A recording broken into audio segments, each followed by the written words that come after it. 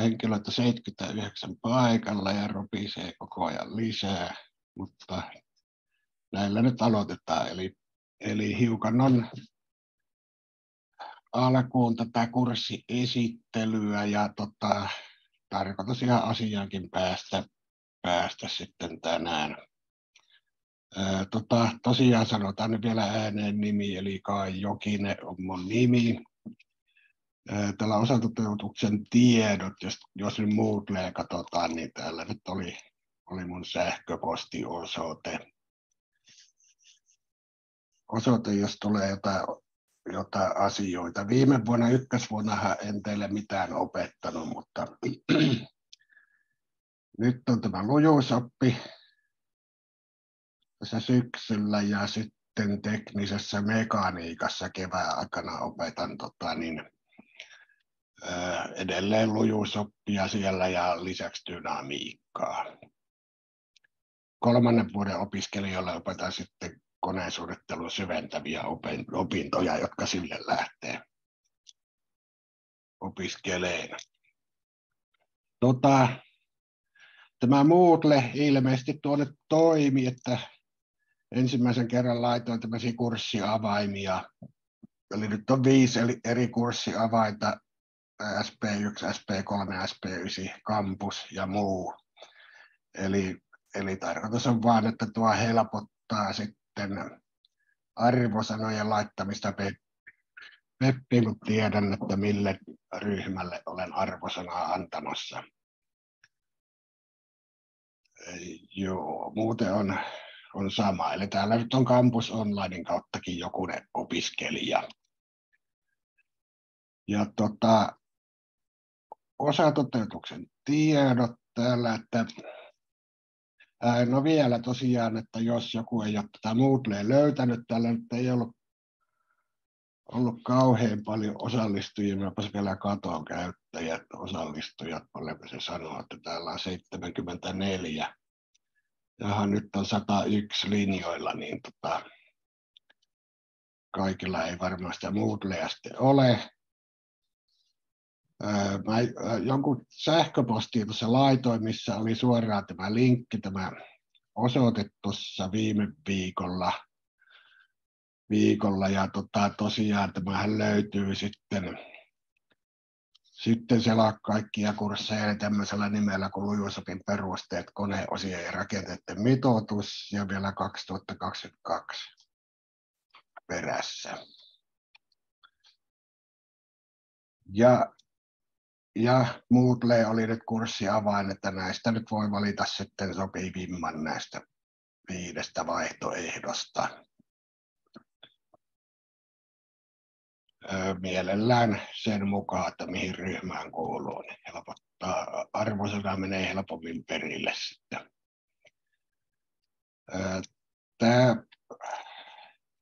Nykyään vielä tosiaan tämä lujuusopin perusteet on tämmöisen kurssin kuin koneen osien ja rakenteiden mitoitus, niin osatoteutus. Eli tämä on 10 OP:n kokonaisuus, johon kuuluu lujuusopin perusteet, sitten koneen osat ja koneen osien ja rakenteiden koestus, mikä on sitten Labrassa tehtäviä niin kuin mittaus- ja mittaustulosten analysointiharjoituksia. Siellä jollakin ei ole hyväksytty avainta.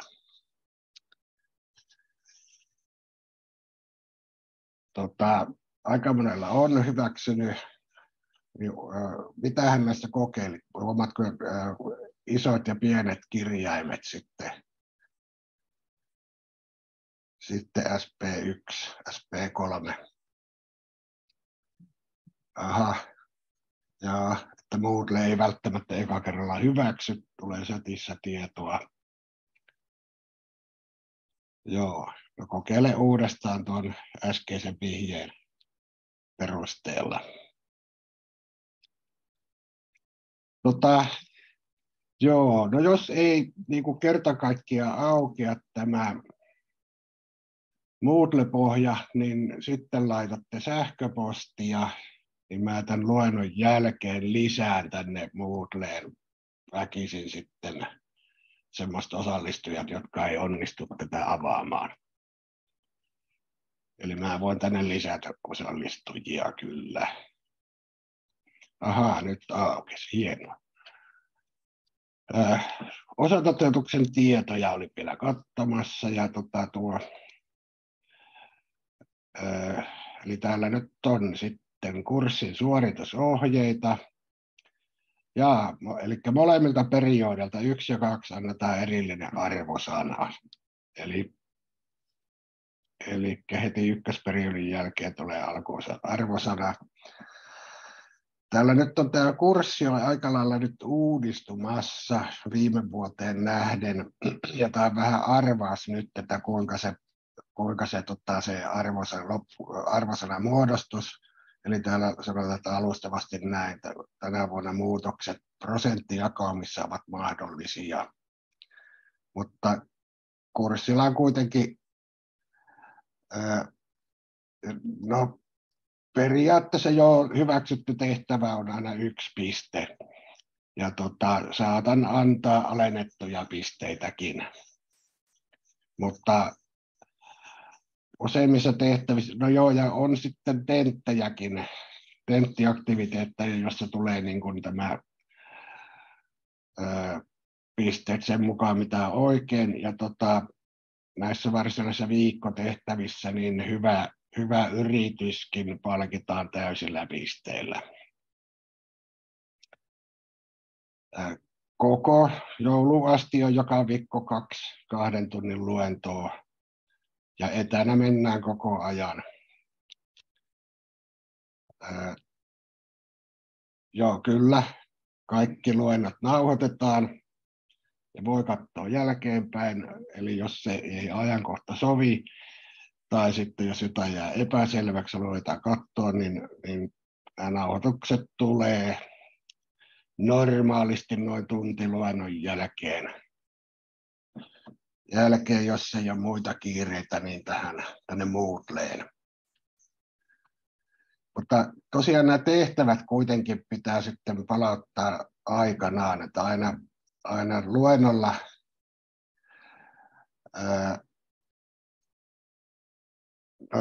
joo, toivotaan näin, että ei tule ylläri. No täytyy sanoa, että minulla on sellainen pieni ajatus, että mä saattaisin tuosta kokeen pitämisestä luopua kokonaan, mutta silloin se olisi aika radikaali muutos, mutta mennään nyt vielä tällä ajatuksella, että koekin pidetään. Mutta tietysti kaikki muutokset täytyy tapahtua siten, että opiskelijat ei kärsi, vaan päinvastoin hyötyy. Joo, ja tehtävissä lähtökohta on se, että ne palautettava aina ennen seuraavaa luentoa. Myöhästelypalautus on 0 pistettä, ja 1 piste on aina tehtävä palautus. Silloin tuo sähköpostiosoite, nuo kurssiavaimet. No, vaihtelee näköjään lukujärjestyksessä. Kyllä nuo tuossa aika usein oli tiistaisin ja torstaisin 10-12, että ihan hyvät luentoajat on ollut, ainakin viime vuonna oli joka maanantai 8, että vähän paremmat ajat tällä kertaa. Osoitetun kuvausta avaan tuosta vähän, eli tällä oli osaamistavoitteita, eli opiskelija osaa pelkistää todellista rakenteesta lujuusopillisen probleeman ja osaa mitoittaa peruskuormituksen alaisia rakenteita ja laskea niiden muodonmuutoksia. Eli rakenteiden mitoitus, jännitysten laskenta ja muodonmuutosten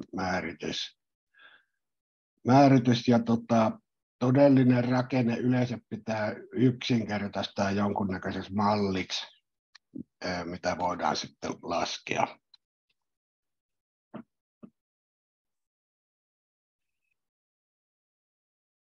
Joo, täällä puolustetaan välikoetta. No pidetään siitä vielä kiinni sitten. No kyllä mä oikeastaan äsken mietin, että varmaan tänä vuonna nyt vielä pidän. Ehkä ensi vuonna luovun sitten siitä, jos riippuu kun mulla nyt on tässä joka viikko on Moodle-tentti. Okei. Se on vielä ohjelmassa ja on tässä kurssisuunnitelmassa on kokeillut. Kirjallisuutta, niin nyt on olemassa tosiaan luentoaineistot, PowerPointit kaikista asioista, nämä itse tekemät. Tämmöinen kirja kuin Saarnevan Jarmo, Lujuusopin peruskurssi, niin tästä nyt on kaikki lähtenyt, eli tämä on nyt oikeastaan tämän sanotaan vuonna käpy, eli 95 vuonna, kun aloitin täällä OAMKissa opettajana, niin silloin ei muuta opetusaineistoa ollut kuin tämä Saarnevan kirja ja liitutaulu. Kolmantena tässä on Salmi Tapio, Pajunen Sami, Lujuusoppi, Tampere Pressos Oy. Tämä nyt on tämmöinen, mitä mä pidän niin kuin Lujuusopin raamattuna, että se nyt on semmoinen kotimaista kirjoista semmoinen korkeamman tason Lujuusopin kirja, missä ehkä mennään pikkusen turhankin korkealle ja kovaa, mutta se on kuitenkin se viimeinen totuus, mutta siellä on vähän turhan paljon matriiseja ja integraaleja. Tämmöinenkin on olemassa Matti Makkosen Lujuusopin perusteet 1.1 ja PDF-muodossa on meidän käytettävissä.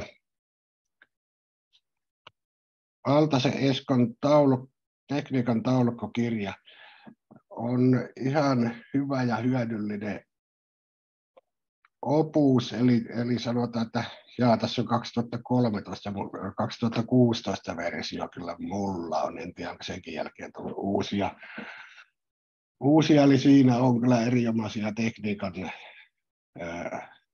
taulukoita käytettäväksi vaikka koko insinööriuran ajan, että jos tämän kirjan hommaa, niin sitä ei kannata heittää hukkaan valmistumispäivänä roskikseen, vaan kannattaa säilyttää hyllyssä eläkeikään asti. Vasta sitten, kun pääsee eläkkeelle, niin heittää roskiin. No tekniikan kaavastokin on ihan ok. Sielläkin on Lujuusopista ihan hyvä tiivistelmä.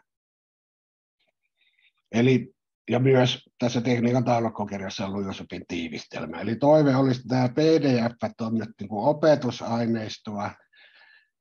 Ne on ehkä sitten turhan laajat, jos haluaa niin kuin myöhemmin katsoa, että kuinka se asia oli, niin joku tiivistelmä on helpompi itse tehty tiivistelmä tai sitten tämmöisessä taulukkokirjassa oleva tiivistelmä, mutta oppikirjana se on vähän huono, on turhankin tiiviisti asiat siellä. No, tässä nyt on tosiaan se arvosteluperuste, mihin mä nyt sitten tähtään vielä. Eli 60% arvosanasta tulisi näistä tehtävistä. No siellä on kylläkin 20% näitä Moodle-tenttejä. Loppukoe olisi vain 40% arvosanasta, eli se täytyy sitten pienellä laskuopilla suhteuttaa nämä pisteet siten, että maksimipistemäärä on 100, jolloin sitten tämmöisellä 14 pisteen portailla pienenee arvosana, eli 30 on niin kuin läpimeno, 30% pisteistä pitää olla, että se pääsee läpi. Eli ykkösen on 30 raja. Ja se tosiaan tarkoittaa sitä, että jos tehtävillä on sen 30% saanut, niin kurssista pääsee läpi, vaikka kokeesta tulisi 0.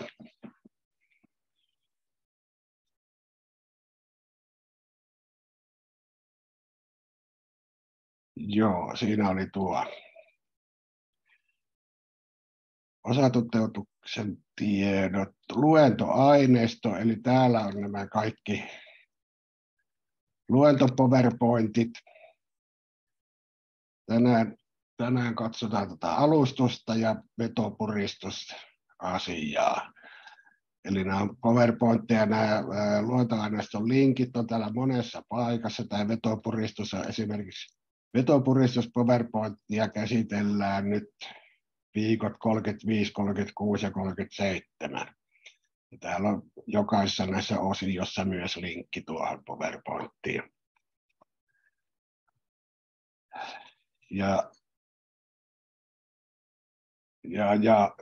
No joo, vielä tästä Moodlesta. Mä nyt tässä menin piilottaa nämä sisällön, koska tosiaan mulla tänä kohtalla se iso uudistusprosessi tässä menossa ja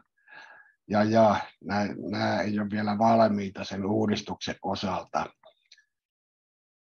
osalta ja ajattelin, että jos joku rupeaa keulimaan, niin ei vastaile siellä vääriin tehtäviin etukäteen. Mutta uudistusprosessi on 3 ensimmäisen viikolta valmis, melkein 38 osaltakin.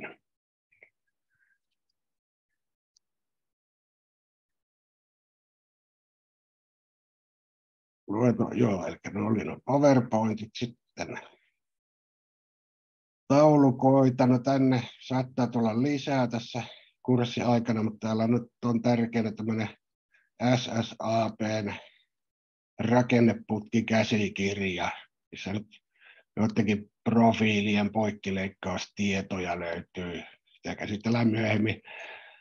Myöhemmin sitten on tekniikan taulukkokirjasta kopioitu joitakin U-profiilien poikkileikkaustietoja ja I- ja IP-palkkien tietoja. Täällä on Saarinavan kirjasta on myötä- ja murtolujuuksia.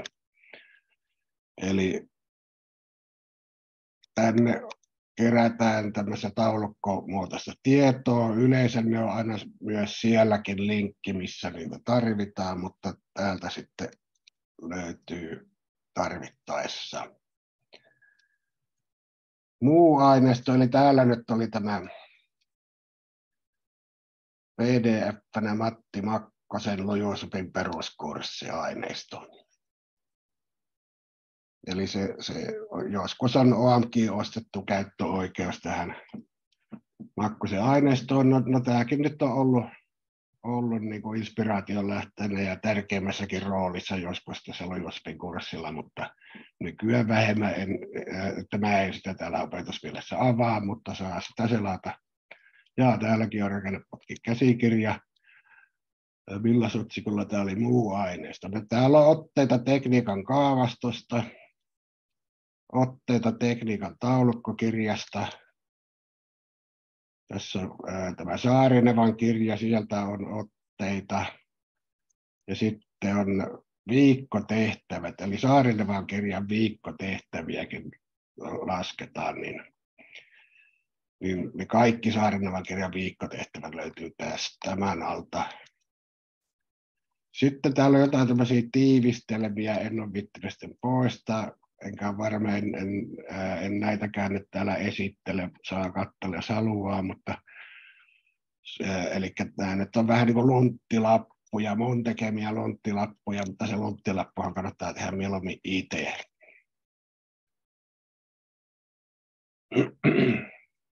Linkit. Ja joo, täällä oli tuommoinen Optimal Beam-palkin momenttikuvioita jossakin vaiheessa piirretään tulevasta taivutuksen yhteydessä.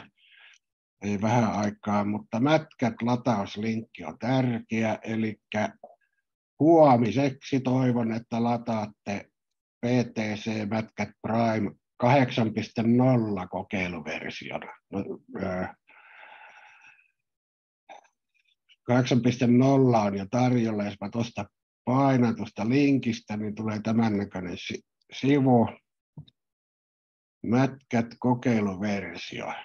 Lataa PTC Mätkät Prime 7.0 kokeiluversio.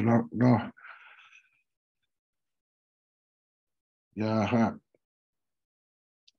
No ehkä se on sitten meltävä sillä 7.0, jos se tuolta tulee, mutta jos saatte 8.0, niin jollain apilla, niin sekin käy ehkä mieluummin. Täällä nyt piti jollain tapaa todistaa olevansa opiskelija.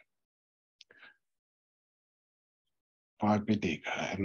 Kyllä tämä mun mielestä on kaikille saatavissa, mutta ehkä se on hyvä todistaa. Ja tässä on kuitenkin semmoinen kokeiluversio sikäli, että tämän PTC Mätkät Primen ilmaisversio on nimeltään PTC Mätkät Express. Ja tämä kokeiluversio muuttuu 30 päivän käytön jälkeen Express-versioksi, jolloin jotkut ominaisuudet automaattisesti poistuu käytöstä.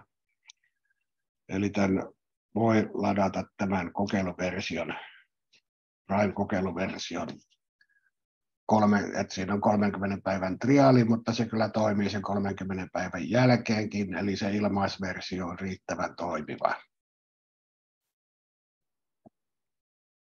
Eli joo, siinä on teillä vielä hommaa. Eli huomisen luennon ehkä tärkeimpänä asiana on tämän PTC Mätkät Prime-ohjelman käytön verryttely, tai no pikkusen, ei sitä nyt täydellisesti opettaa, mutta sen verran, että se pärjätään näiden laskentojen kanssa, niin jotain vinkkejä, millä pääsee helpommin kynnykset yli. Annan sen, että on hyvin helppo ohjelma, kyllä helppokäyttöinen, että eipä ole tavannut ongelma olla. Eli jatkossa on tarkoitus, että lasketaan näitä laskuja tällä Mätkät-ohjelmalla. Ja nyt viikon 35 asia on vetojännitys. OAMKilla on lisenssi täysversioon ja se on näissä tietokoneluokissa käytettävissä.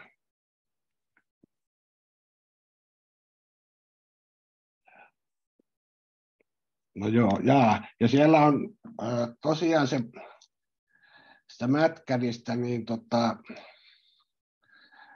on olemassa myös opiskelijalisenssi. Sanotaanko sitä täällä? Ja se oli, muistaakseni se oli noin 33 € vuosi, jos ottaa lisenssin, ja silloin se ei muutu siksi halpaversioksi. Ja toisaalta siinä nyt se tämmöinen ilmaisversion päälle tuleva vesileima ei tule kiusaamaan. Joo, ei saa niin koulun lisenssillä ei saa omalle koneelle, joo, eikä niitä koulun lisenssejä ymmärtääkseni voi opiskelijat käyttää omalla koneella. Ja onko mulla täällä chatissa mennyt jotain ohi, selaanpa vähän.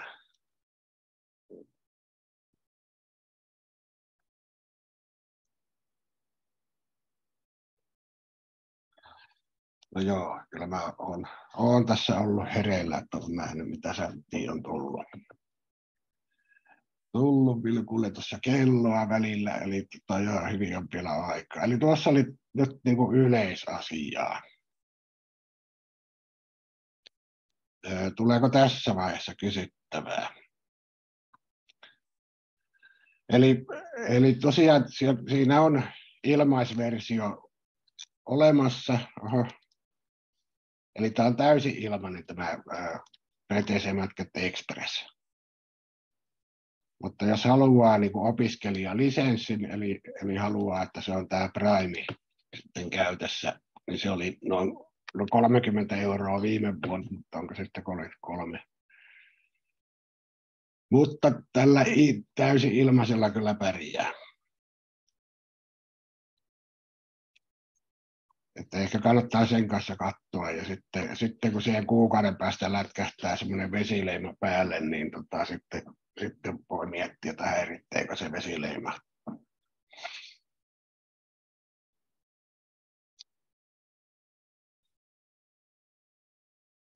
Eli no joo, vielä onko vielä kysyttävää kurssin yleisjärjestelyistä?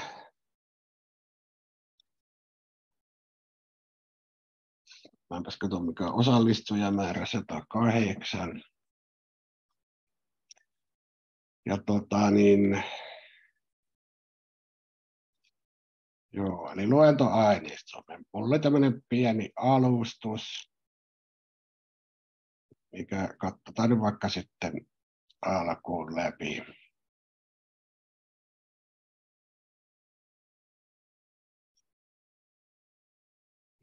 Eli näitä PowerPointteja on nyt sitten niin kuin 7 kappaletta oikeastaan tähän, kun alustus lasketaan mukaan. Ensimmäisellä periodilla käsitellään tämä vetopuristus ja taivutusasia.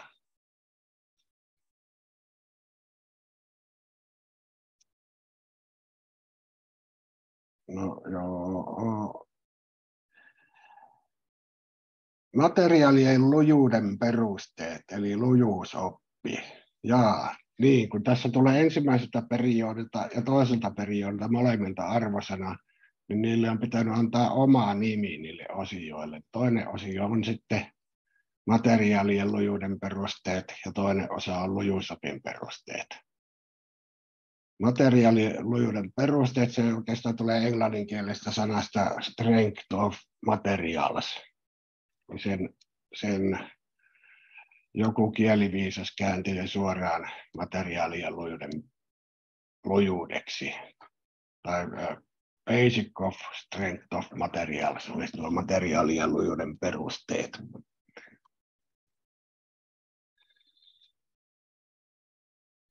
No joo, ja lujuusoppi on tosiaan tämmöistä insinööritiedettä.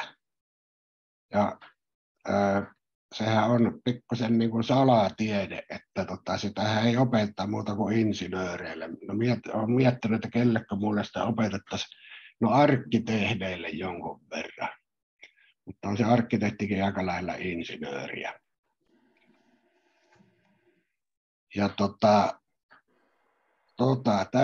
tänä päivänä edelleenkin insinöörien osaamiseen kyllä luotetaan. Eli kun niin kuin jotain rakenteita tehdään maailmalle, no niin sanotaan nyt vielä, että kyllähän insinöörivitsejä on maailma täynnä, mutta kuitenkin sitten kun on joku rakennetta tehdään, jos joku epäilee, että kestääköhän tuo, niin toinenhan voi sanoa, että kyllä se kestää, senhän on insinööri suunnitellut. Eli kansakunta yleisesti ottaen edelleen luottaa insinöörien osaamiseen. Ja vielä tämä lujuusoppi ei ole tosiaan mitään vaikeaa, varsin yksinkertaisia laskutoimituksia, niin kuin tuutte nyt syksyn aikana näkemään. Ja sitten tosiaan, että helpoksi tekee vielä se, että se on tosiaan totta, että se ei ole mitään niin kuin ismejä eikä muoti-ilmiöitä, vaan se on luonnontieteellistä totuutta. Ja hyvä lujuusopin osaaminen auttaa insinöörejä tekemään parempia ratkaisuja, eli paremmat ratkaisut parantaa sitten teollisuuden kilpailukykyä.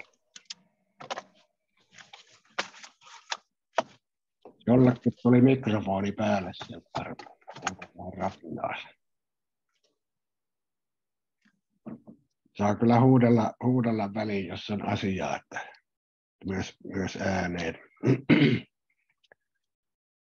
No lujuusopin tehtäväni, eli no, se lujuusopi oli insinööritiede, mutta se on fysikaalisten tieteiden ala, joka tutkii kappaleiden mekaanista käyttäytymistä kuormituksen alaisena.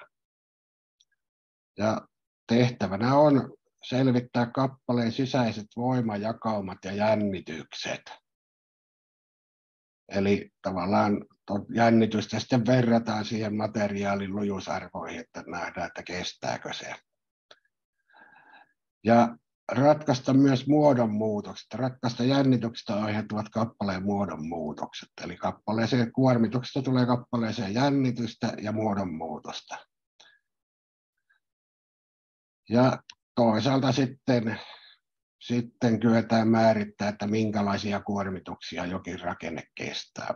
Voidaan maksimikuorma jollekin laitteelle esimerkiksi nostolaitteelle antaa. Ja jos koneen suunnittelua ajatellaan, niin lujuusopin avulla mitoitetaan rakenteet, minkä kokoisia rakenteita täytyy käyttää, eli apuna suunnittelussa, eli tämähän on koneiden suunnitteluun liittyy. Tietysti sitten toisinpäin, jos laite on jo sitten suunniteltu ja tehty, niin sitten voidaan valmiille rakenteelle laskea, että mikä on sen kestävyys.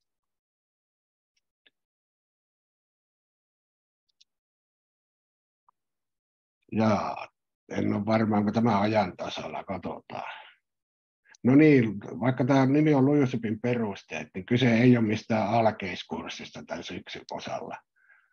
Eli kyllä tämä syksyn osaaminen on suoraan sovellettavissa käytännön työelämään. Että itse olen joskus yliopistossa opiskellut, se oli nimillä lujuusoppi 1, lujuusoppi 2 ja lujuusoppi 3, niin kyllä se lujuusoppi 1 oli se, no niin kuin tämä perusteet, ja se on nyt se osa, mitä niin kuin käytännön työelämässä ja lujuuslaskelmissa tarvitaan. Kakkoset ja kolmoset oli sitten matriisilaskentaa, ja jos meinaa itse tehdä jonkun elementtimenetelmän ohjelman, niin sitten tarvii sitä syvällisempää osaamista. Kurssi on helppo suorittaa muuta kuin on hereillä joka viikko, että tekee viikoittaiset tehtävät. Tehtäviä on joka viikko, hereillä pysyttävä. No joo, ja tämä nyt on eräänlainen koneinsinöörin ammattiosaamisen kulmakivi. Tosiaan, että tähän ei edes kaikille insinööreille opeteta lujuusoppia. Yhtäkkiä sanoen vain koneinsinööreille ja rakennusinsinööreille. No, tuo ehkä mun näkemys, että lujuusoppi on hyvä syy sanoa insinööriä insinööriksi, lujuusopin osaaminen. Pikkusen asiaakin tässä, että statiikassa teillä on ollut nämä aksiaalikuormitus, taivutuskuormitus, leikkauskuormitus ja vääntökuormitus.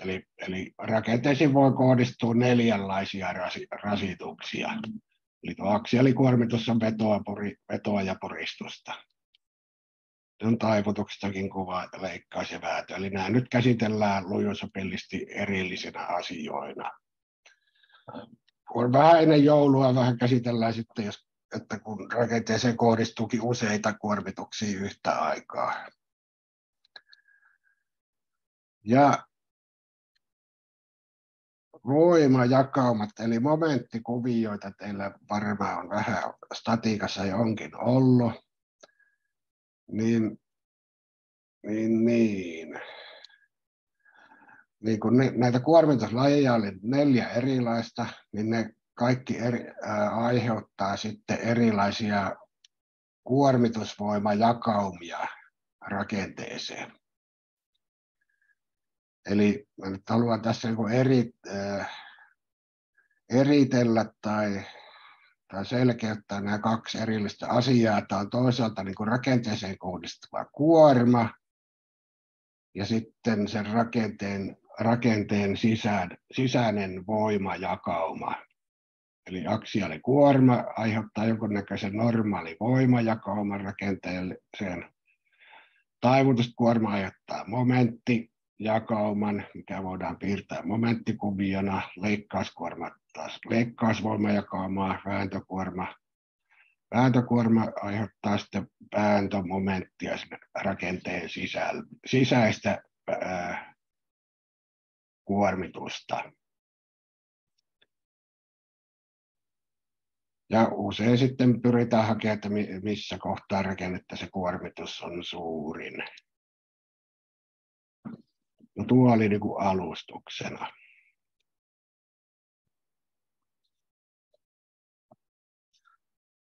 Ja katsotaan, onko tullut chattia, ei ole tullut lisää.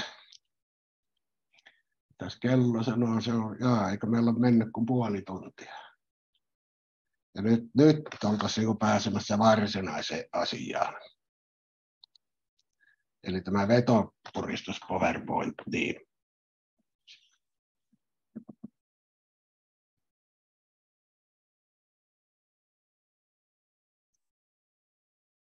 Joo, mäpä katson tuolta niin vähän Moodleja.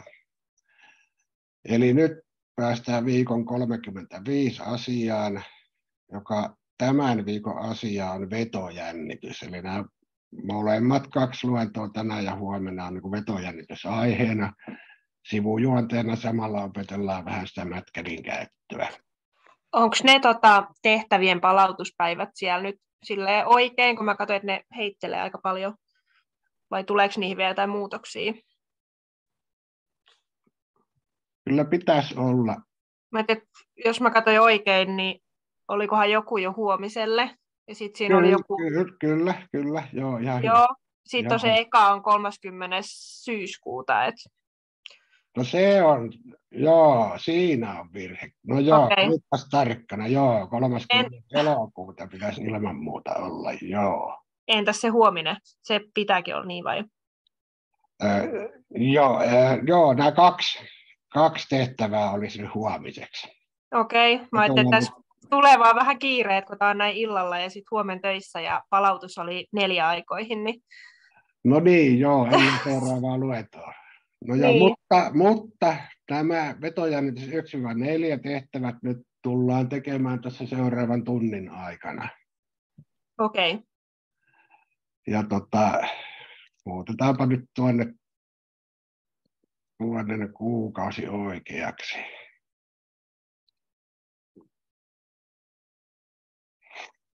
Ja no joo, no mä luulen, että tässä saattaa olla, että vielä nyt eka viikolla on sen verran väkeä, niin kun, mitkä ei ole päässyt tänään luennolle, että voi olla, että eka viikolla annan vähän lisäaikaa palautukselle, mutta lähtökohtaisesti näin, eli tähän pyritään. Mutta eli se menee tulevinakin viikkoina, että jos tiistaina on luento, niin sitten ne pitää olla keskiviikkona jo tehty. Joo, kyllä. Eli siihen ei tule mitään käytännössä vaikka viikon aikaa tehdä ne? Ei. No, täällä on sitten tämmöisiä viikkotehtäviä, joille jää sitten pitempi aika tehdä. Niin, no joo, mäpä selitän nyt tätä ennen kuin menen. Eli tässä on nyt vetojännitys 1-4, niin nämä on oikeastaan niin nimeltään tuntitehtäviä. Eli nämä on tarkoitus tehdä tunnin aikana. 4, eli 1-4 tämän seuraavan tunnin aikana. Ja tarkoitus ehtiä myös palauttaa tänne. Tämä oppimistehtävä, tämä nyt on tämmöinen Moodle-tentti rastiruutuun, tosi epätosi väittämiä, mihin vaan painetaan raksia ruutuun, no senkin näytän. No periaatteessa jatkossakin on näin, että on tuntitehtävät ja sitten yksi tämmöinen Moodle-tentti. Tämä kun tämä oppimistehtävä nimellä, tämä tarkoittaa, että tämän saa tehdä uusia niin monta kertaa kuin haluaa. No aika on loppuun tietysti kesken, että jos kyllästyy sitten arvailee. Ja jatkossa ne luennot ei ole peräkkäisenä päivinä, niin kuin nyt sattuu olemaan. Ja sitten on huomiselle luennolle taas tuntitehtävät, jotka palauttaa tunnin aikana. No sitten on tämmöinen vastaava tentti kuin tämä edellinen, mutta sen voi tehdä vain kerran. Eli tähän ei mene niin kuin montaa minuuttia, kun siellä on niitä epätosi väittämiä. No, viikkotehtävien kanssa katsotaan niitä huomenna. Eli niitäkin käsitellään jo luennon aikana, jos ehditään.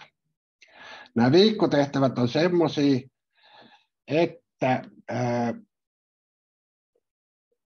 näistä saa pisteen hyvästä yrityksestä, ei tarvitse olla oikein, ja tämä on siten, että nämä niin kuin itse tarkastetaan. Eli kun viikkotehtävä on palauttanut, niin silloin aukeaa mallivastaus tähän perään, eli tuossa on lukittuna mallivastaus.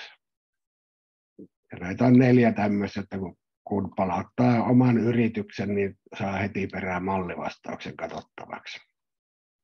Eli oppiminen näissä nyt on tavoitteena ja pisteitä saa tosiaan, kun on tämän oppimisprosessin käynyt läpi. Eli jos ei ole syytä epäillä mitään, niin en näitä välttämättä niin kuin tarkastakaan. Ja tässä nyt on viimevuotiset luentonauhoitukset. Siltä varalta on näitä nyt säästänyt, eli Luijosopin luento 38.2021 on tuossa viime vuoden ensimmäinen luento, missä nyt vastaava asia, mitä nyt on käyty läpi, mutta on siltä varalta, jos nyt menee nauhoitus epäonnistuu, niin sitten tarvii pärjätä viimevuotisen nauhoituksen kanssa, mutta mä korvaan sitten tämänpäiväisellä nauhoituksella niitä sitä mukaan, kun asioita saadaan nauhalle. Ja nyt mennäänpä sitten tuntitehtävien pariin. Vetopuristusasiaan.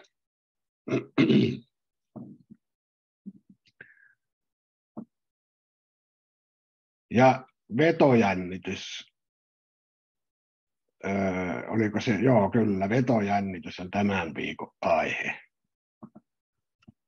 Ja vetokuormahan nyt on tässä nyt on tämmöinen puntti esittää vetokuorma, eli 1 kilon puntti tuossa roikkuu vaakassa.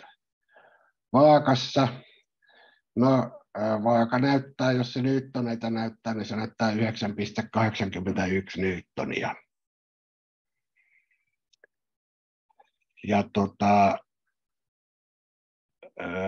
no joo, eli voimayksikköhän on newton, eli kun kilogramma kerrotaan G:llä, eli tässä nyt on F on M kertaa G, niin yksikosta tulee newton. Tämä ruutu tässä on muuten laskettu MATCADilla, eli on annettu M:lle arvo 1 kilo, G:lle ei ole annettu arvoa, MATCAD tietää sen arvon, että se on 9,80665 metriä per sekunti toiseen.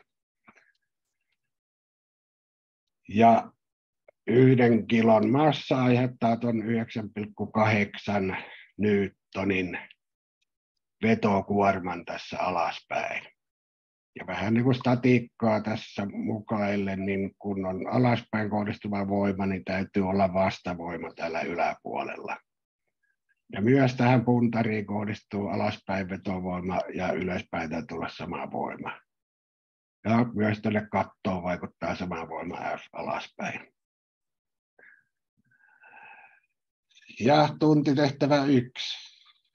No, tuntitehtävän nimi on vetojännitys 1. Tähän äskeiseen sisältyi pieni virhe. Tämä nyt menee vähän saivartelun puolelle. Eli täällä nyt on nämä kaikki F:t niin kuin yhtä suuria ja kysytään, että mikä pieni virhe tähän sisältyy. Nyt voitte Word-tiedosto avata vaikka ja kirjoitella vastauksia siihen. Eli tehtävän 1. Katsotaanpa kello, että kuinka paljon mä annan teidän miettiä, että mikä tässä nyt menee pieleen. No ei nyt pahasti mene, mutta pikkusen. Eli täällä kun tähän puntin paino nyt vaikutti alaspäin, eli silloin tuo M kertaa G oli voimana. Ja sitä nostava voima on myös tuon F:n suuruinen. Mutta ajoin tässä takaa sitä, että tässä on unohtunut tämän vaakan paino. Eli tässä pitäisi olla myös vaan paino M kertaa G:n verran, eli tuo yläpuolinen F on maamassan verran isompi pitäisi olla. Eli vastaus on, että puntarin painoa ei ole huomioitu.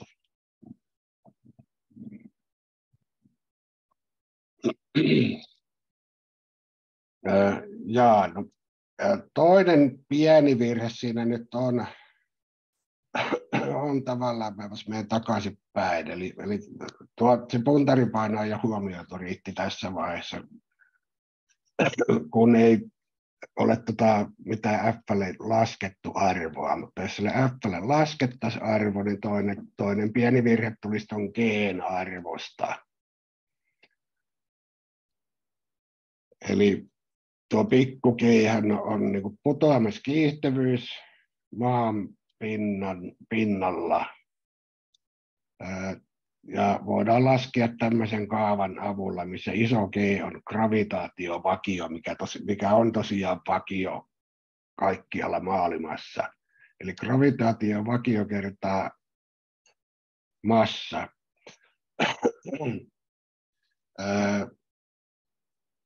No, eli nyt tässä tapauksessa olisi niin kuin maanmassa, jos halutaan maan pinnalla tuo G:n arvo, jaettuna sitten maapallon sädepotenssiin 2.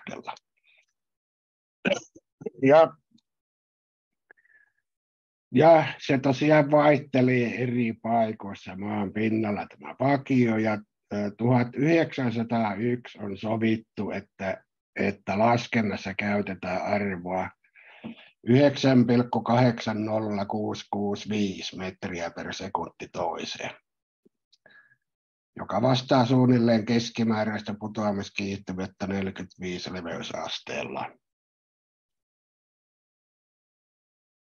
No vielä tuossa nyt on kartta, että kuinka se Suomessa vaihtelee vähän sumeasti näkyy, niin tuolla Lapissa, Pohjois-Lapissa se on 9,826 ja etelässä 9,818, eli itse asiassa kauttaaltaan vähän suurempi kuin tuo käytettävä arvo Suomessa. Se tietysti vaihtelee siitä, että ollaanko merenpinnan tasolla vai ollaanko vuoren päällä.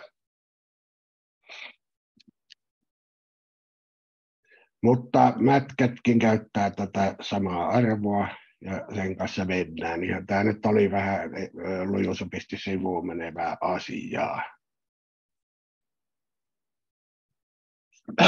Ja toinen tuntitehtävä. Nämä ei ole kauhean isoja. Ihan vaan, että pysytte hereillä. No, nämä tulee olemaan vaihtelevan tasoisia kyllä. Että todellisuudessa G:n arvo maan pinnalla vaihtelee hieman mittauspaikasta johtuen. Miksi? Mä en muuten toista syytä vielä sanonutkaan. Eli toinen syy nyt oli se, että mikä on etäisyys maapallon keskipisteestä. Ja siinä oli yksi syy, että maapallo on hiukan litistynyt, että hiukan pullistunut päivän tasajalta, jolla siellä päivän tasajalla se etäisyys merenpinnan tasollakin on suurempi kuin Pohjoisnavalla, jolloin se G-arvo jää pienemmäksi. Eli se on Pohjoisnavalla suurempi. Toinen syy, mikä pienentää päivän tasajalla G-arvoa, on keskipakovoima, maan pyörimästä johtuva keskipakovoima, joka vaikuttaa lähes saman verran kuin mitä tämä maapallon litistyneisyys. Eli G-arvo maapallolla vaihtelee hieman mittauspaikasta johtuen. Miksi? No, koska etäisyys maapallon keskipisteestä vaihtelee ja koska keskipakovoima keventää massaa päivän tasajalla. Eli 2 syytä tähän. Saako kysyä? Joo. No jos nyt puhutaan tuosta G:stä, niin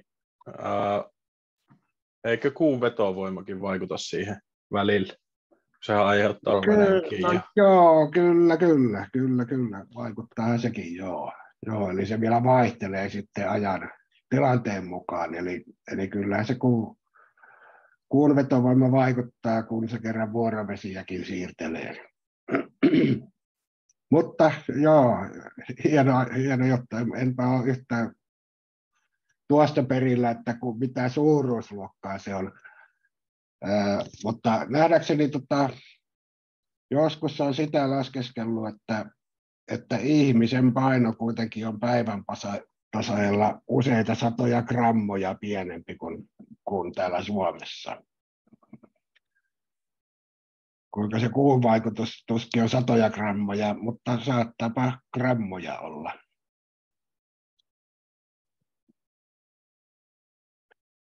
Kyllä, hyvä huomio.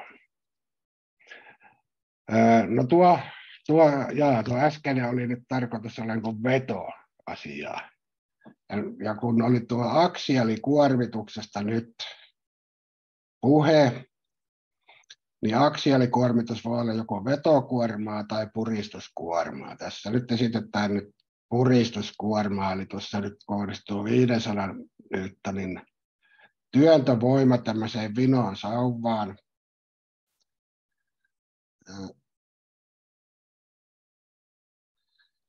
Niin, no joo, että vaikuttaako se, että kuinka tiheätä tavaraa on siinä mittauspaikan alla, niin tuskinpa hirveästi vaikuttaa, että kun sillä on kuitenkin se maapallon rautaydin keskeisimpänä vaikuttajana, eli se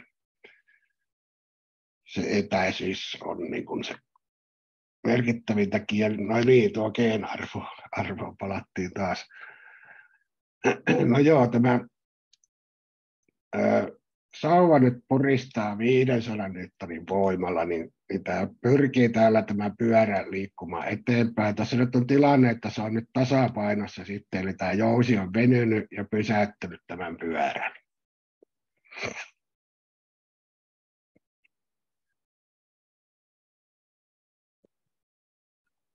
Niin, ja onko se Wordin kanssa jotain ongelmaa? Jatkossa tullaan palauttaa nämä tuntitehtävät mieluummin mätkät tiedostoina ja jokainen omana, mutta tällä kertaa sallii, että yhdelle Word-tiedostolle voi nämä kaikki pikkuvastaukset kirjoitella. No niin täällä kun vaikuttaa 500 newtonin puristus tähän sauvaan, niin sillä on vastavoima silloin, että tuohon nivelpisteeseen vaikuttaa vastakkaissuuntainen samansuuntainen voima. Mutta täällähän on sitten muita voimia, eli tuo jousivoima ja sitten maanpinnan kosketusvoimat on pyörän ja tämän maanpinnan välillä. Ja itse asiassa silloin tuo jousivoima ja sitten tämä maanpinnan voima muodostaa kolmion tämän ähvävoiman kanssa. Eli ne on niin kuin ratkaistavissa staattisesti. No ja nyt kun mä pääsin vasta aksiaalikuormaan, tuossa oli vain verryttely, eli tämä vetokuorma ja puristuskuorma molemmat on aksiaalikuormia. Eli aksiaalikuormalla tarkoittaa sauvan pituusakselisuuntaista kuormaa. Ja se on joko vetoa tai puristusta. Tyypillisiä rakenteita on ristikkorakenteet, siltapilarit esimerkiksi, erilaiset ripustimet, missä roikkuu jotakin. Noista ristikkorakenteista myöhemmin lisää, että mikä on ristikkorakenne. No sanotaan nyt, että semmoinen ristikkorakenne, missä on aina nivel sauvojen molemmissa päissä. No ketjut, vaijerit, nostoliinat, niihin ei voi kohdistua muuta kuin vetokuormaa. Hydrauliset ja pneumaattiset sylinterit pitäisi aina asentaa siten, että niihin kohdistuu vain aksiaalikuormaa. Ja silloin se toteutuu, jos sylinterin molemmissa päissä on nivel, mieluummin pallonivel. Eli se ei ole sylinterille terveellistä, jos siihen jotain taivutusta kohdistuu, mutta kylläpä semmoisiakin sylintereitä on, että ei ole aina niveltä päässä. Esikiristetty ruuvi. Kun ruuvi kiristää, niin siihen jää vetojännitys. Eli tässä oli jo ristikkorakenteesta. Eli ristikkorakenteella tarkoittaa tämmöisistä sauvoista koostuvaa rakennetta, joissa on jokaisen sauvan molemmissa päissä on nivel, jolloin näihin sauvoihin ei voi kohdistua mitään vääntökuormia, että ainoastaan tämän sauvan suuntaista puristusta tai vetoa. Niin, no joo, että erotuksena tässä, että jos nämä nivelet hitsataan kiinni, niin silloin ei puhuta ristikkorakenteesta, vaan puhutaan kehärakenteesta, jolloin siellä sitten voi myös olla erilaisia taivutuksia, leikkauskuormia ja momentteja kohdistuu näihin rakenteisiin. Ja uusi sana normaalivoima, no saattaisi siellä alustuksessa vilahtaa, niin tämä nyt tosiaan erotetaan, että jos ulkoinen kuorma, aksiaalikuorma, niin se aiheuttaa tämmöiseen aksiaalikuormitettuun sauvan sisäiseen poikkileikkaukseen kohdistuvan normaalivoiman. Ja tuo kuva nyt esittää, että tässä nyt on sauva, jota vedetään molemmista päistä voimalla F, eli siinä on tämä ulkoinen kuorma F, niin jos tarkastellaan mitä tahansa poikkileikkausta tuosta sauvasta, niin siihen kohdistuu siihen kuvitteelliseen poikkileikkaukseen normaali voima, joka nyt tässä tapauksessa on jokaisessa sauvan kohdassa sama, ja vieläpä, että tuo normaali voima on saman suuruinen kuin tuo ulkoinen kuorma. Eli tämä nyt on vähän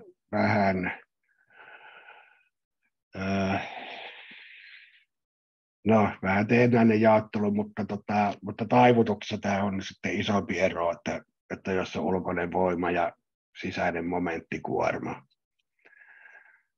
Mutta lisäksi tämä sisäinen normaali voima, niin se käytännössä jakautuu tälle koko poikkileikkauspinta-alalle. Ja tätä nyt kutsutaan sitten jännitykseksi ja merkitään tuommoisella kreikan kielen kirjaimella sigma. Eli tämä on nyt normaali jännitystä syntyy, ja tämän normaali jännityksen suuruus, eli rakenteen sisäisen normaali jännityksen suuruus on tämä normaali voima jaettuna poikkileikkauksen pinta-alalla. Eli normaali jännitys ja sigma oli tämä kreikan kielen kirjain.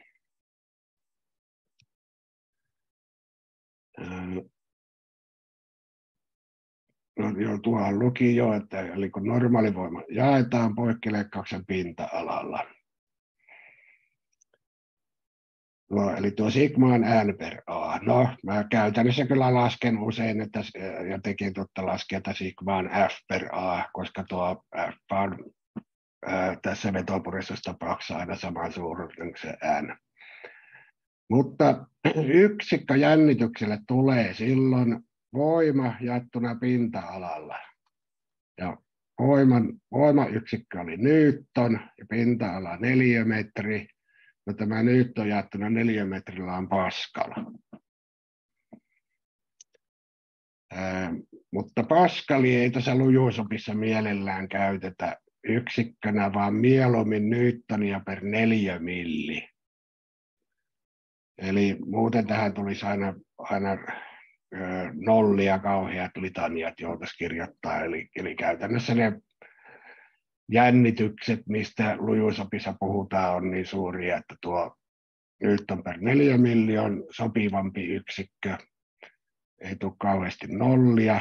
Ja vielä parempi yksikkö on tämä megapascal, eli miljoonaa paskalia. Ja tämä megapascal, no kirjallisuudessa paljon on tämä newton per neliömilli käytössä, mutta kun tullaan mätkärillä laskeen, niin helpompi ja nopeampi on kirjoittaa megapascal. Ja tämä myös menee yhdelle riville, ei vie tilaa niin paljon. Ja joitakin kilomega ja gigaa selvitetty, no joo. No, poikkileikkauksen pinta-ala on sitten tärkeä suure tässä hommassa, eli Eli kuormitusalan jännityksen laskemiseen tarvitaan aina tuo poikkileikkauksen pinta-ala. Kun profiilimitat tiedetään, pinta-ala voidaan laskea. No niin, standardiprofiileille pinta-ala löytyy taulukoista. Esimerkiksi SSAP-rakenneputkikäsikirja, eli tämä Domextop-rakenneputket. Sieltä löytyy joillekin SSAP-putkille sitten tekniikan taulukkokirjasta. Eli tosiaan, jos on U-profiileita, I-profiileita, L-profiileita,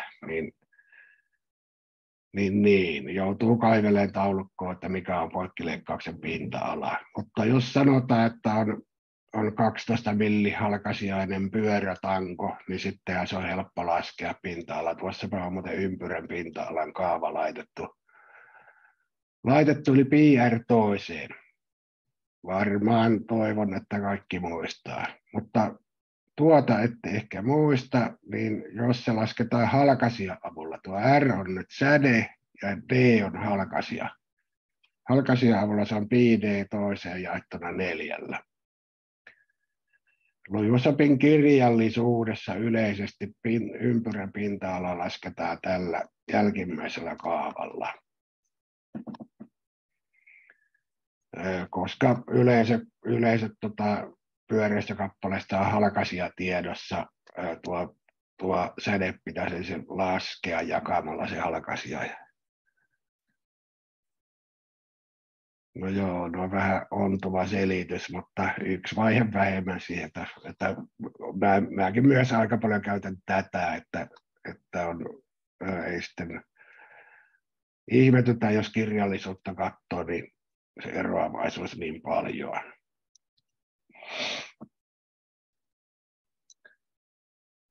Jaha, tuntitehtävää 3. Täytyy vielä katsella tuota kelloa. Aikaa on vielä vaikka kuinka. Putken ulkohalkaisia 108 milliä, seinämän paksuus on 5 milliä. Mikä on putken sisähalkaisia? Koska sitten pinta-ala, niin taas vähän haastavampi, jos joudutte jo taskulaskinta kaivaa esiin. Mutta sisähalkaisia, niin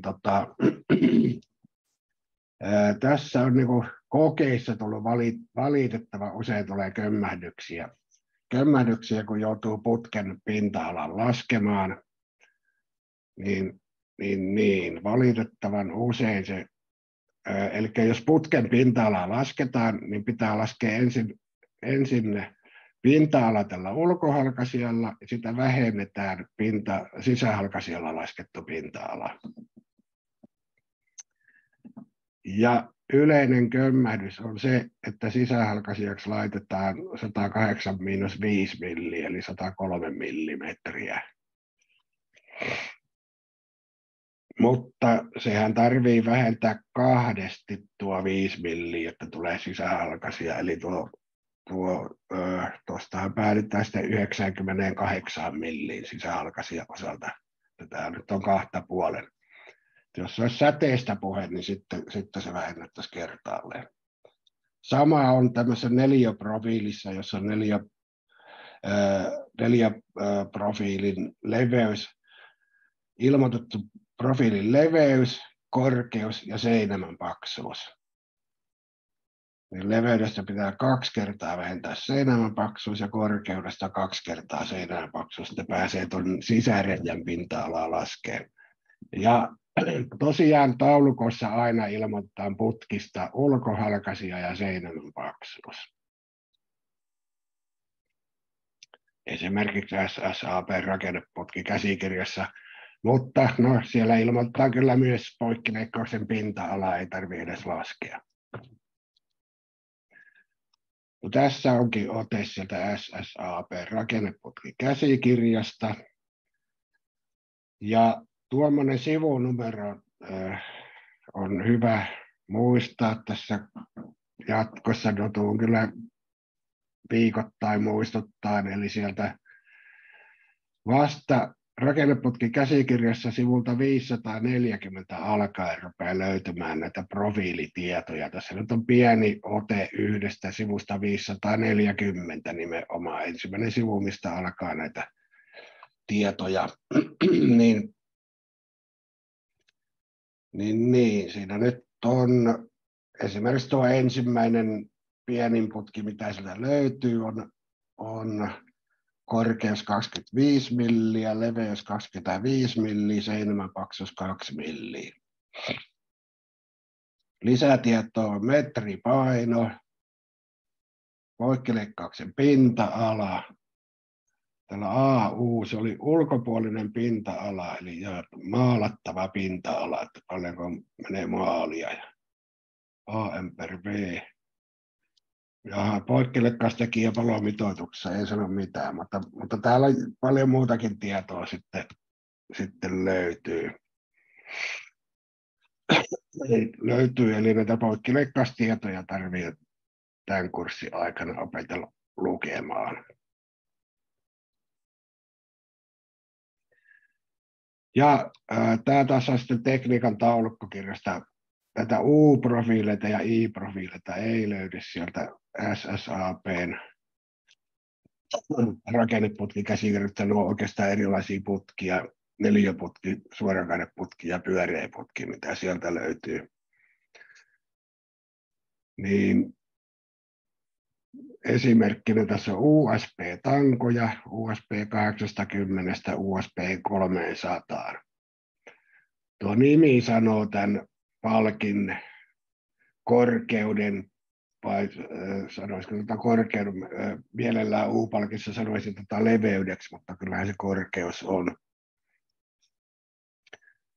Eli USB 80 20 milliä korkea, laipan korkeus 50 milliä, seinämän paksuuksia eri paikoissa ja löytyy sieltä sitten pinta-ala 1,02 kertaa 10 potenssiin 3 millimetriä potenssiin 2. Eli se on 1020 millimetriä potenssiin 2.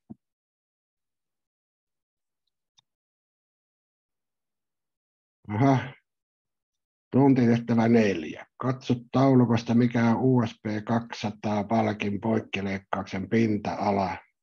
Anna vastaus 4 senttimetreinä. Lähdepäs pomppaan tuohon edelliseen.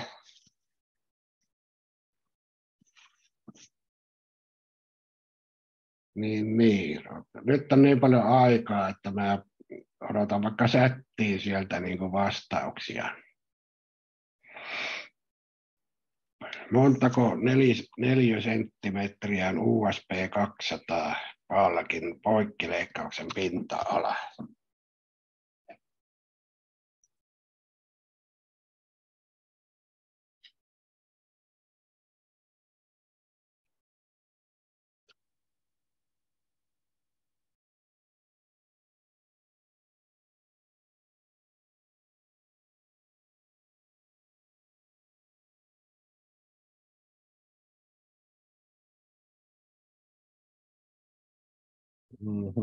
Ja tässä tarvii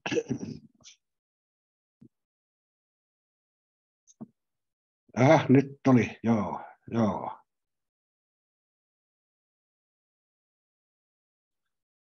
No joo, molemmat vastaukset oikein.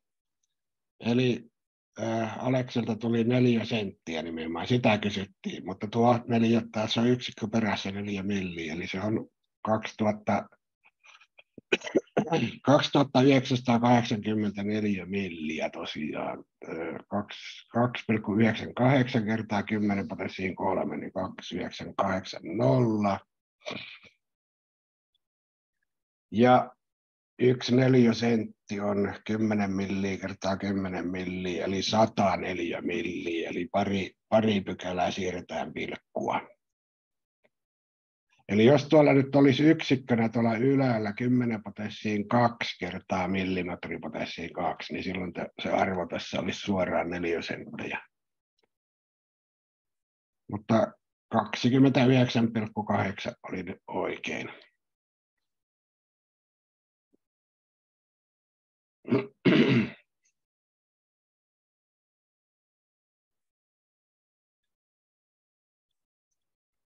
Joo, no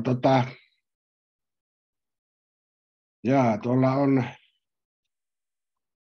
on yliopiston konepajassa on tämän näköinen hydrauliprässi. Siinä on puristusvoimaa 15 tonnia. Puristimen pystytolpat on tehty U-profiilista USB 120, eli nämä pystypilarit.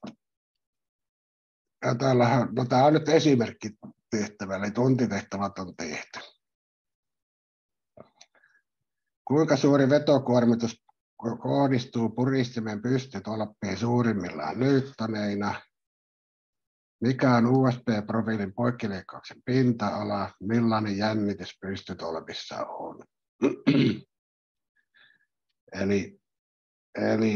No tässähän nyt on jännityksen laskentaesimerkki ja vetokuormitettu pystytolppa, eli tarvitaan kuorma, eli voima, normaali voima ja sitten tarvitaan pinta-ala, niin sitten voidaan laskea jännitys.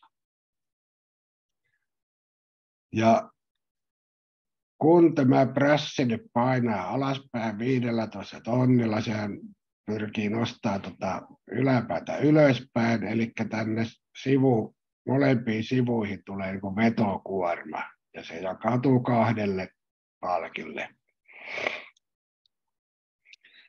Täällä nyt on oikein havainnollistettu asiaa, eli jos tuo yläosasta otetaan vapaakappalekuva, siinä oli tuo voima F, oliko se 15 tonnia, niin molemmille sivuille on sitten vetoa alas puolet siitä. Eli yhdelle uspitangolle tulee tuo 7,5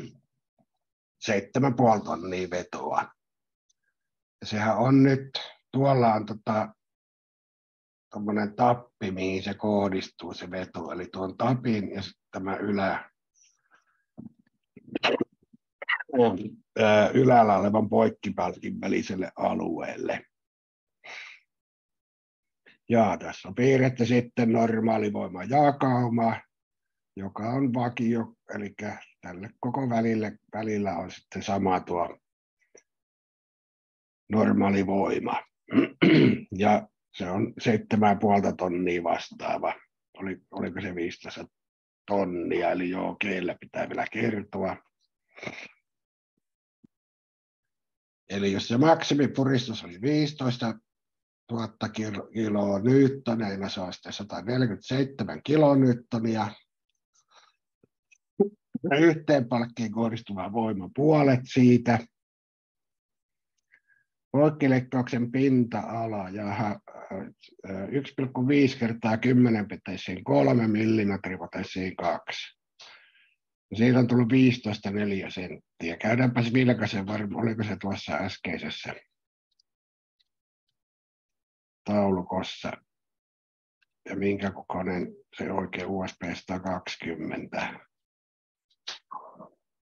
Joo, 1,50. Eli tuolta se on katsottu sitten. Ja jännitystä sitten tulee 49 megapaskalia. Tuo nyt jo sitten, että paljonko on paljon. No, tuo nyt ei sitten varmaan tässä vaiheessa sano mitään 49 megapaskalia, mutta sanotaan, että heikoimman teräslaadun S235 rakenneteräksen myötälujuus on 235 megapaskalia. Eli no joo, niin heikkoa terästä ei ainakaan standardin mukaista terästä ole, joka ei tätä kestäisi.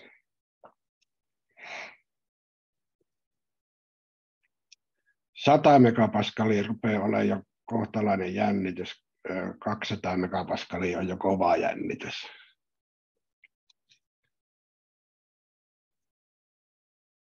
Mitä? Mistä olette saanut 688 € hintaa? Tuo kuulostaa, luokkaa on OAMKin oppilaitoslisenssi, jossa voi olla 100 käyttäjää yhtä aikaa, 100 henkilölle haettu lisenssi. Eli niitä liseissä ja mätkänissä on tosiaan erilaisia. No joo, nythän rupeaa tämän päivän asia niin kuin loppumaan. Mistä mä pääsen yhden pykälän takaisin päin. No.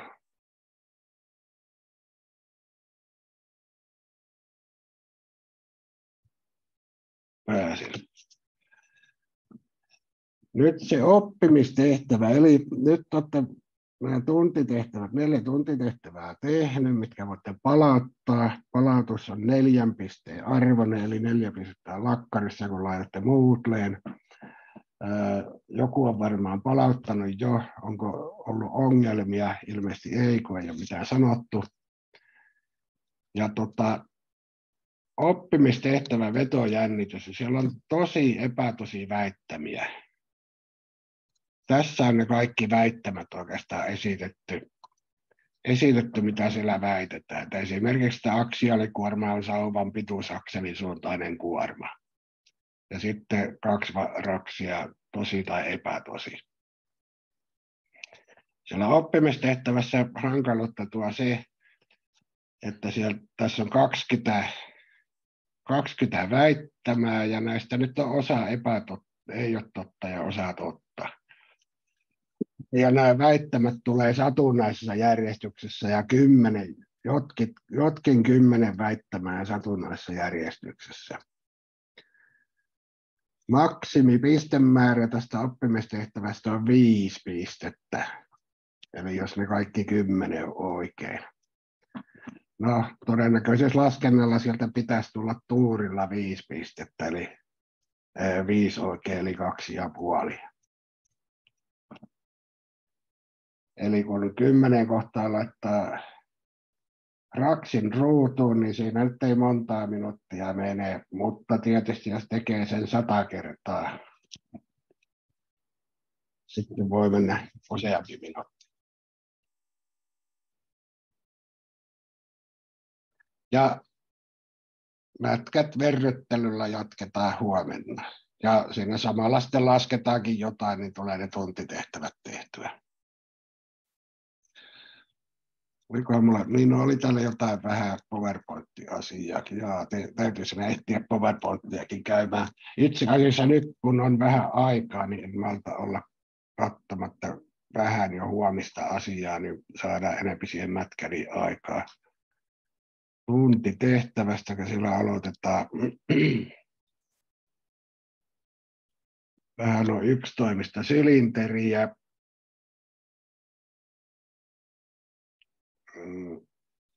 Joo, no eipä tuostakaan nyt sen enempää.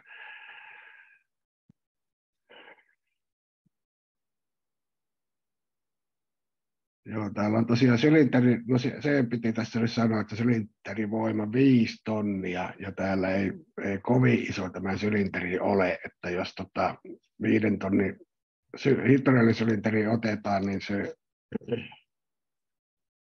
oli männä halkasi jo 28,7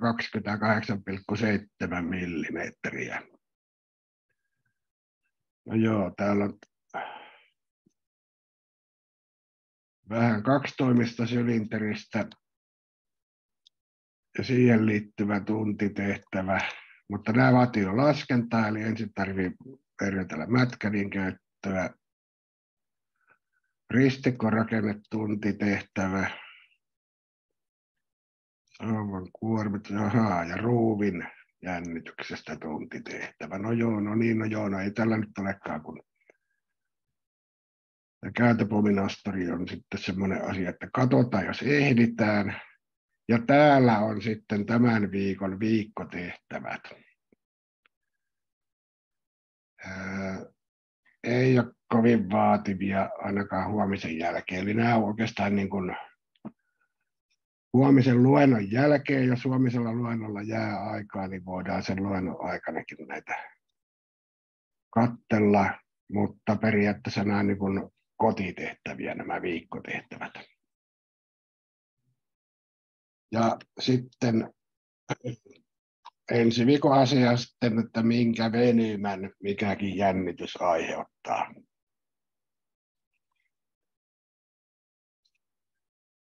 No joo, tulisiko kysymyksiä? Lopetan nauhoituksen.